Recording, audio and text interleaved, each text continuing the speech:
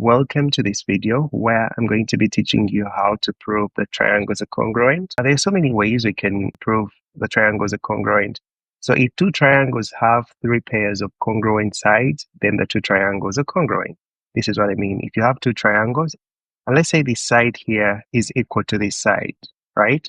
And then this side here is equal to this side, right? And then this side here is equal to this side, right?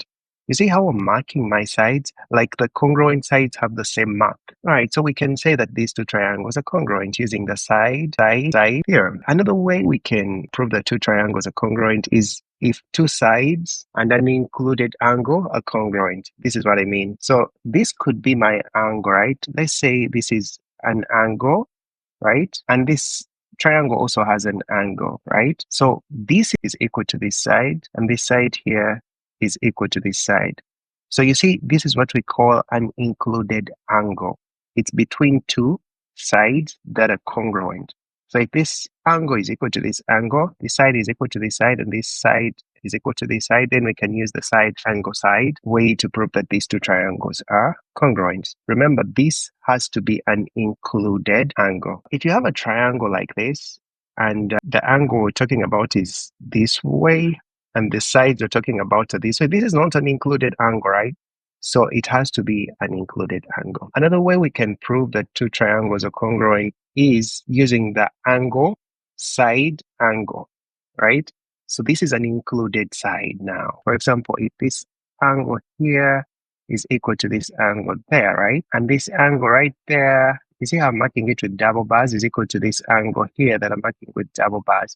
And there is an included side. Let me use green too. This side there is included and it's equal to this side. So these two triangles are congruent. This angle is equal to this angle to this, and this is an included side. Okay, so another way is angle, side, right? If you have two triangles and two angles and the side opposite them are congruent, then the two triangles are congruent. So if we have this angle right there, and it's equal to this angle right there, and then this angle here being equal to this angle right there, and then this side next to it. So let's use this as the side, and this side is equal to this side. So you see, angle, side. So if these two triangles have the same angles marked like this and the side next to it, then these two triangles are congruent. And then finally, we can prove congruence if we have a right angle, right? And then we have the hypotenuse and in one leg of the right angle. This is what we mean. If you have a right angle, the side opposite the 90 degrees is the hypotenuse.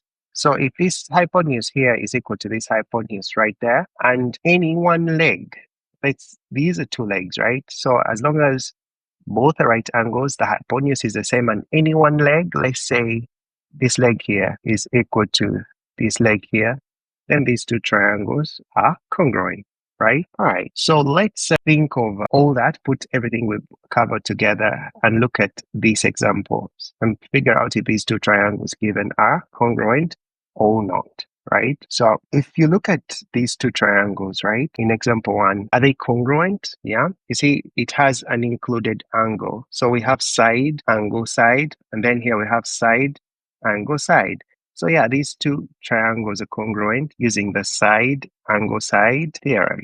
What about these ones? We have this triangle X and this triangle Y. Are they congruent? And how can you prove that they're congruent? You see, they share this side, right? So meaning this side is also equal. Let's mark it like this. So this side is shared is equal. So that means these two triangles are congruent. This side is equal to this side. This side marked by double bars is equal to this side. So using the side theorem of congruence, these two triangles are congruent. What about this one here? We are seeing an included angle and a shared side. You see, every time you see a shared side, that side is congruent using the reflexive property. You know, a side is congruent to itself.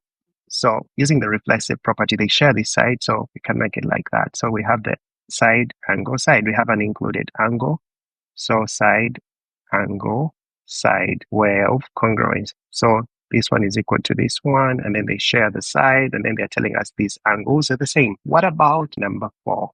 Can you prove if these two triangles are congruent? Do we have, so we're having a side angle. Do we have anything like that? Side angle, or angle side? Nothing like that. So no, these two triangles are not congruent, right? So they're not congruent.